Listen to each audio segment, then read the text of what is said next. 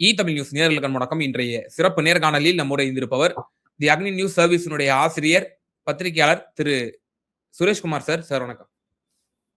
வணக்கம் அக்கீம். தமிழ் நேயர்களுக்கு வணக்கம். சோனம் வான்சுங் தலைநகர் டெல்லியில் இருக்கக்கூடிய ஜந்தர் மந்தர்ல அவர் கிட்டத்தட்ட 20 நாட்களுக்கும் மேலாக உண்ணாவிரத போராட்டத்தில் ஈடுபட்டு கொண்டிருக்கிறார்.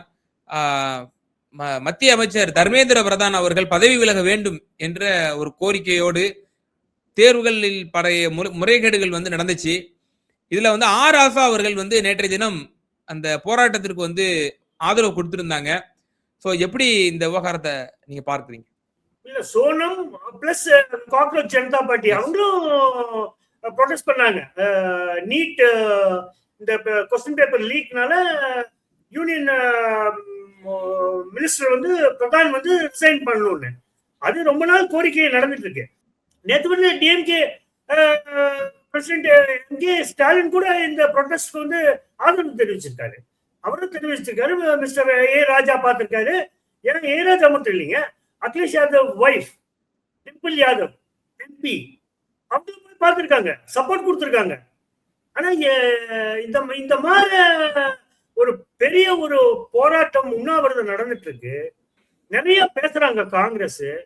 ஏன் மிஸ்டர் ராகுல் காந்தி போய் பார்க்கல? இன்னும் ராகுல் காந்தி பார்க்கவே இல்லைங்களே. அது லீடர் ஆஃப் அப்போசிஷன். அவர் போய் பார்க்கல.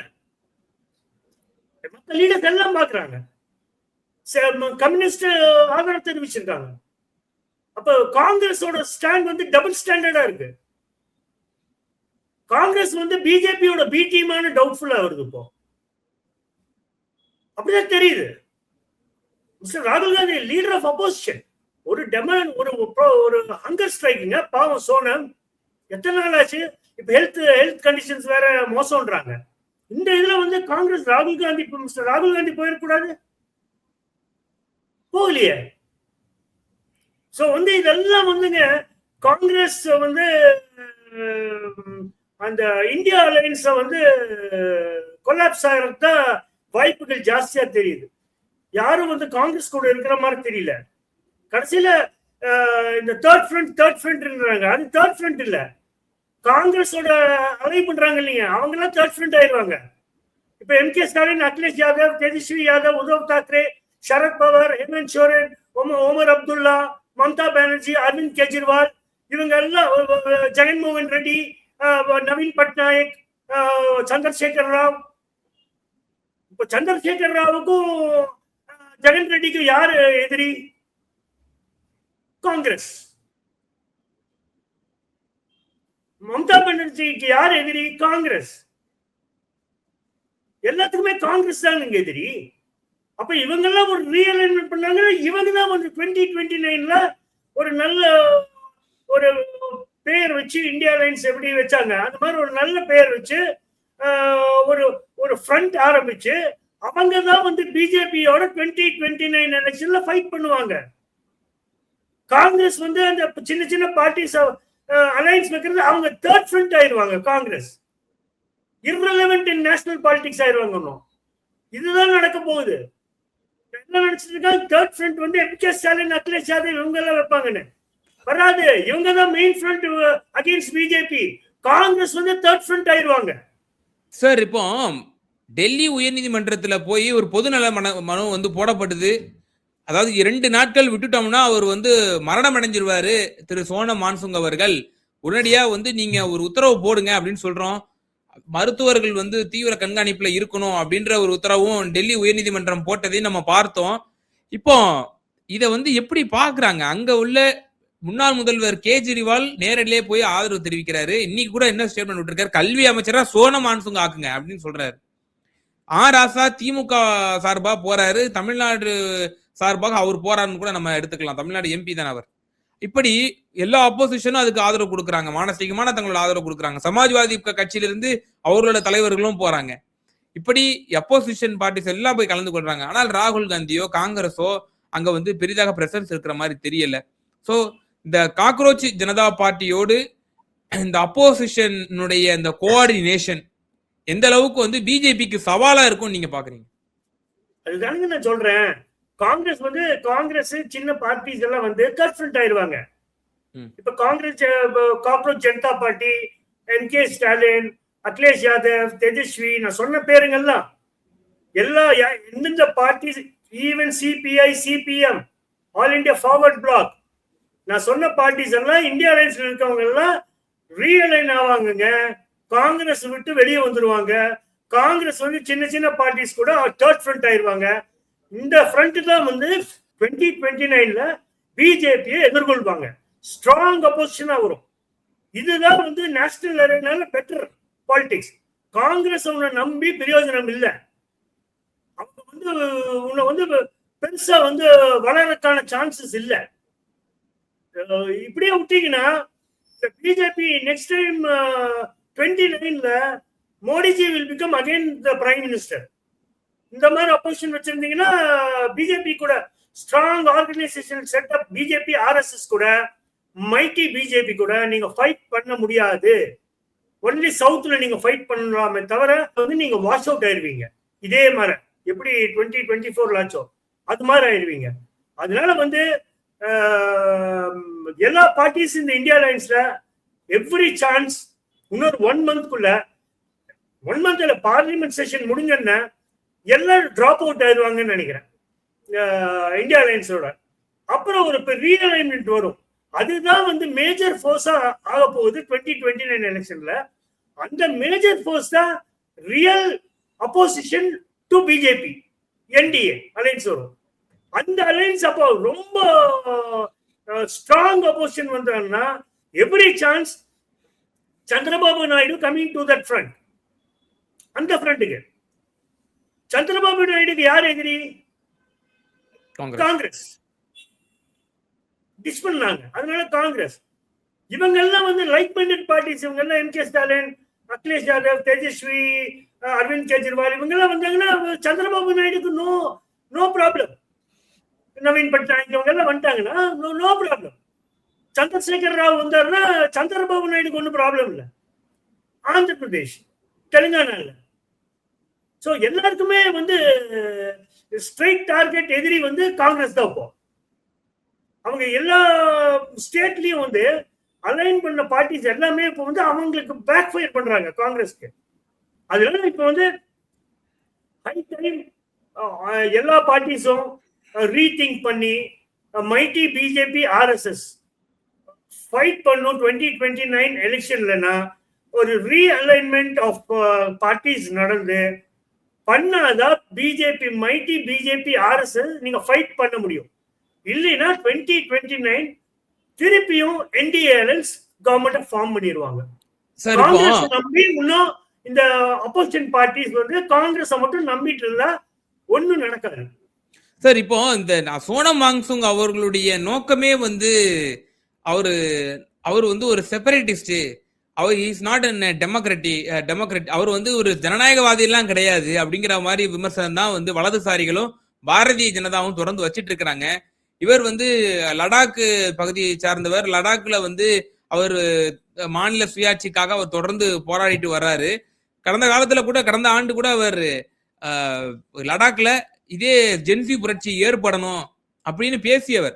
அது பேசி அவர் வந்து தேச பாதுகாப்பு தடை சட்டத்தின் கீழ் கைது செய்யப்பட்டவரும் கூட. இப்படிப்பட்டவருடைய போராட்டத்திற்கு நாம் ஆதரவு கொடுக்க வேணுமா அப்படின்னு சொல்லி காங்கிரஸ் நினைக்குதா? அவரோட போராட்டத்திற்கு பாஜக துளியும் கூட செவி சாய்க்கவில்லையா? அங்க என்ன நிலவரமா இருக்கு?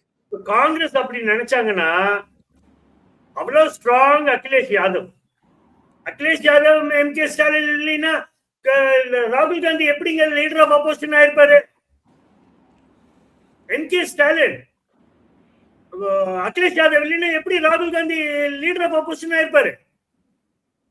அவங்க போய் பாக்குறாங்க. அவர் வந்து ஒரு தேசிய நலன் கருதி எல்லா இஷ்யூக்கும் போராடுறாரு. நீங்க பிஜேபி யாரும் இப்படி போடுறதுனாலும் வந்து ஆன்டி நேஷனல்ன்றுவாங்க. புரிஞ்சுதுங்களா? அது அவங்களோட குணம். அது மாதிரி அவங்களோட குணம். அத வந்து நீங்க வந்து அப்ப நீங்க பிஜேபியோட பி டீமா? பிஜேபியோட பி டீமா காங்கிரஸ்? நீங்க ஒரு இஷ்யூ பேஸ்ல கடைசி வரைக்கும் நிக்கணுங்க ஒரு பார்ட்டி கூட. நீங்க 50% நின்னுட்டு அப்புறம் அப்படியே பேக் அடிச்சிருவாங்க காங்கிரஸ். அதனால அப்போசிஷன் பார்ட்டிஸ் எல்லாம் வந்து காங்கிரஸ் கூட தயக்கம் காட்டுறாங்க க்ளோஸ் ஆகிருக்கு. இப்பவே யூபியில பாருங்க 50% சீட் வேணுமாமா. 50%. ஏதோ ஒரு அகிலேஷ் யாதவ் நல்ல ஃபோர்ஸ்ல இருக்காரு, அவர் கவர்மெண்ட் ஃபார்ம் பண்ற மாதிரி இருக்கு. மேக்சிமம் யூபியில 30-35 சீட் கூட சீட் தான் அவங்களுக்கு கான்ஸ்டிட்யூன்சி தான் கொடுக்கணும். இப்படிதான் இவர் தேஜஸ்வி யாதவ் கிட்ட பீகார்ல போய் சீட் வாங்கி எல்லா கான்ஸ்டிட்யூன்சியும் ஜெயிக்க வேண்டிய ஆர்ஜேடி கான்ஸ்டிட்யூன்சில வாங்கி காங்கிரஸ் போட்டிட்டு தோத்தாங்க. தேஜஸ்வி யாதவ் அதே பர்சன்டேஜ் வாங்கினாரு. காங்கிரஸ்னால அவர் ஃபார்ம் பண்ண முடியல கவர்மெண்ட், இல்ல தேஜஸ்வியோட ஃபார்ம்டு. எங்க போனாலும் இந்த ஸ்டேட் பார்ட்டிஸ் போய் அவங்கள காலி பண்றதுதான் வேலையா இருக்குது. இப்போ அப்போசிஷன் பார்ட்டிஸ் வந்து ரொம்ப அலர்ட்டா இருக்கணும் காங்கிரஸ் கிட்ட. இல்லைன்னா the mighty BJP RSS 2029 government form பண்ணிடுவாங்க. சார், இப்போ எனக்கு இந்த விவகாரத்தை தமிழ்நாடோட ஒட்டி நான் இன்னொரு கேள்வி வைக்கலான் இருக்கேன். இப்ப சோனம் வான்சுங் குத்துயிரும் கொலையுருமா கிடக்குறாரு டெல்லி ஜந்தர் மந்தர்ல. தொடர்ந்து போராட்டம் தேசிய முழுக்க அது ஒரு கவனம் பெறுது. திமுக தங்களோட சப்போர்ட்டை வந்து வெளிப்படுத்துறாங்க, அவங்களும் கலந்து கொள்றாங்க இந்த போராட்டத்துல. இப்போ தமிழ்நாடு முதல்வர் ஜோசப் விஜய் பிஜேபி என்கிற ஒரு வார்த்தையை கூட அவர் வந்து உச்சரிக்க மாட்டேங்கிறாருங்கிற ஒரு விமர்சனம் அவர் மீது இருக்கிறது. பிஜேபி பாலிசி ரீதியா அவர் வந்து எந்த ஒரு விமர்சனமும் வைக்க மாட்டேங்கிறாரு அப்படிங்கிற ஒரு விமர்சனம் டெல்லியில இருந்தெல்லாம் வரல, கூட்டணியிலிருந்தே வந்து தொடர்ந்து வந்து கொண்டிருக்கின்றன. சிபிஐ சிபிஎம் பலமுறை வந்து பல தலைவர்கள் சுட்டி காட்டியிருக்கிறாங்க, விசிகா தலைவர்களும் சுட்டி காட்டியிருக்கிறாங்க. இப்படி இருந்து கொண்டிருக்கிறது. இந்த விவகாரத்தை திமுக எவ்வளவு வீரியமா எடுக்குது, தமிழக வெற்றி கழகம் அதை பற்றி எந்த ஒரு கருத்துமே சொல்லல. இப்ப எப்படி மக்கள் எப்படி பார்ப்பாங்க? திமுக இன்னும் தன்னுடைய ஸ்டாண்ட்ல ஸ்ட்ராங்கா இருக்கு, காங்கிரஸ் கூட்டணியை விட்டு போனாலும். பட் ஆனா தமிழக வெற்றி கழகத்தினுடைய விஜய் இதை வந்து ஒரு எதுவுமே பொருட்டாவே எடுக்கிறது இல்ல. தமிழ்நாட்டுல ஒரு பாதிப்புனாலே அவர் வந்து எடுக்கிறது இல்ல. சோனம் வாங்சுக்குலாம் அவர் போய் ஆதரவு கொடுப்பாரா அப்படிங்கிற ஒரு கேள்வியும் அதுல வந்து எழுப்பப்படும்ல. அகிம் சார், தமிழ் மூலியமா நான் விஜய் சாருக்கு ஒன்னே ஒண்ணு கேட்டுக்கொள்ள விரும்புறேன். இந்த நியூஸ் கண்டிப்பா விஜய் சாருக்கு போகணும். ஏன்னா அவர் வந்து நீட்டுக்கு வந்து அகெயின்ஸ்ட் போராட்டமே அத சம்பந்தமா இருக்கு. இப்ப வந்து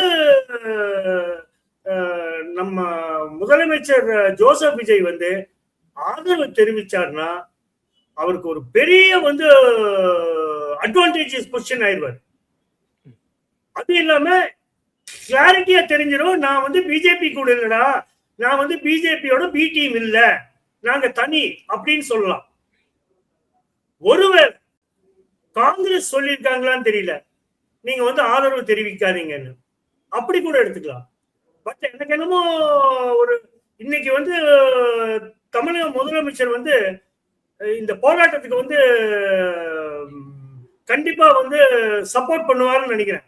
ஏன்னா நிறைய யூத் அங்க உட்கார்ந்து இருக்காங்க, நல்ல யூத், வேலை வாய்ப்பு இல்ல, அந்த மாதிரி ஒரு சிச்சுவேஷன்ல உட்கார்ந்து இருக்காங்க. அதனால தமிழக முதலமைச்சர் ஒரு அட்வான்டேஜஸ் பொசிஷன் வரணும்னா இந்த இஷ்யூஸ் எல்லாம் அவர் இந்த ஹங்கர் பாஸ் பண்ற சோனியமுக்கு வந்து சப்போர்ட் பண்ணார்னா அவர் ஆக்சுவலா நீட்டுக்கு வந்து அகெயின்ஸ்ட் அப்படின்னு கொண்டு வரலாம். அதே மாதிரி இந்த இந்த யூகம் நடந்துட்டு இருக்கீங்களே, டிவிக்கு வந்து பிஜேபியோட பி டீம்னு, அது அது வந்து உடைஞ்சிடும், இன்னும் உடைஞ்சிடும்.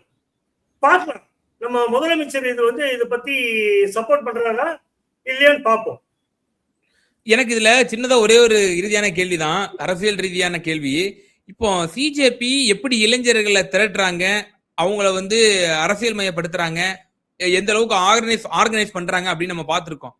ஸோ திமுக இதை ஆதரவு கொடுக்கறது மூலியமா காக்ரோச் ஜனதா பார்ட்டி நாளை பின்ன தமிழ்நாடு தேர்தல் வரும்பொழுது இவங்களோட சப்போர்ட் நமக்கு உதவும், இளைஞர்களை திரட்டுறதுக்கு சிஜேபியும் திமுகவுக்கு உதவும் அப்படிங்கிற ஒரு கணக்கு இதுக்குள்ள இருக்கும்னு நம்ம எடுத்துக்கலாமா?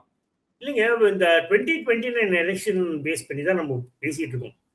அப்புறம் இப்போ மெயினா வந்து அடுத்த வருஷம் யூபி எலெக்ஷன்ஸ். அதுக்கப்புறம் ஸ்ட்ரைட்டா இம்பார்ட்டன்ட் வந்து 2029 எலெக்ஷன்ஸ். 28ல கர்நாடகா எலெக்ஷன்ஸ் வருது. 28ல பட் காக்ரோச் ஜனதா பார்ட்டி வந்து complete youth setup, gen Z தான் அந்த அந்த பார்ட்டி. நல்ல ரெஸ்பான்ஸ் இருக்கு. எந்த ஸ்டேட்டுக்கு போனாலும் நல்ல ரெஸ்பான்ஸ் இருக்கு அவங்களுக்கு. டெல்லி மட்டும் இல்ல, மற்ற எல்லா இடத்துலயுமே நல்ல ரெஸ்பான்ஸ் இருக்கு. அவங்களும் வந்து ஒரு பொலிட்டிக்கல் அவுட்ஃபிட்டா மாறுவாங்கன்னு நினைக்கிறேன் இந்த 2029 எலெக்ஷன்ஸ்ல. இப்படிதானுங்க அரவிந்த் கெஜ்ரிவால் வந்தாரு, ஆப் வந்தது. ஆப் ஃபார்ம் ஆனதே இதே மாதிரிதான், ஒரு மூவ்மெண்ட் ஆகி அப்புறம் பொலிட்டிக்கல் பார்ட்டி ஆனாங்க. அப்படிதான் ஃபார்ம் ஆனாங்க. Every chances Congress Janata party வந்து யூத்தை டார்கெட் பண்றதுக்கான ஒரு பெரிய பொலிட்டிக்கல் அவுட்ஃபிட்டா மாறுச்சுன்னா, இந்த நம்ம அலையன்ஸ் சொன்னோம் இல்லைங்க, அவங்க கூட காங்கிரஸ் ஜனதா பார்ட்டி அலையன்ஸ் வைக்கலாம். அது இன்னும் பவர்ஃபுல் ஆயிரும். இந்த மாதிரி ஒரு அலையன்ஸ் ஃபார்ம் பண்ணீங்கன்னா கண்டிப்பா வந்து மைட்டி பிஜேபி ஆர்எஸ்எஸ் ஓட காம்பினேஷனை உடைக்க முடியும். இல்லைன்னா காம்பினேஷனை உடைக்க முடியாதுங்க. இதெல்லாம் வந்து போக போக தெரியும். இன்னொரு 1 monthல பார்லிமெண்ட் செஷனுக்கு அப்புறமே எல்லாம் உங்களுக்கு ஆரம்பிச்சிருங்க. யார் எங்க இருக்காங்க, யார் எங்க இருந்து அங்க போறாங்க, யார் எந்த பார்ட்டி உடையுது, எந்த பார்ட்டி வந்து வாஷிங் மிஷின் ஆக போகுது, இதெல்லாம் பார்லிமெண்ட் செஷனுக்கு அப்புறம் தெரிஞ்சிடும். எனக்கு என்னமோ சரத்பவர் கூட வந்து என்சிபி கூட வந்து என்டிஏ கூட போயிருவாங்கன்னு நினைக்கிறேன். ஃபுல் சப்போர்ட்டா போயிருவாங்கன்னு நினைக்கிறேன். ஏன்னா அவங்களுக்கு வழி இல்லை. அவங்களும் என்ன உத்தவ் தாக்கரே மட்டும்தான் இருப்பாரு, பட் இந்தியா அலையன்ஸ்ல இருக்க மாட்டாரு. அந்த பெரிய அலையன்ஸ் ஃபார்ம் பண்ற அந்த அலையன்ஸ் போயிடுவார். இதான் நடக்க போகுது. நிச்சயமா சார். பல்வேறு விவகாரங்கள்ல எங்க நேயர்களுக்கு ரொம்ப தெளிவா உங்களோட கருத்துக்களை பகிர்ந்தீங்க. ரொம்ப நன்றி. நன்றி.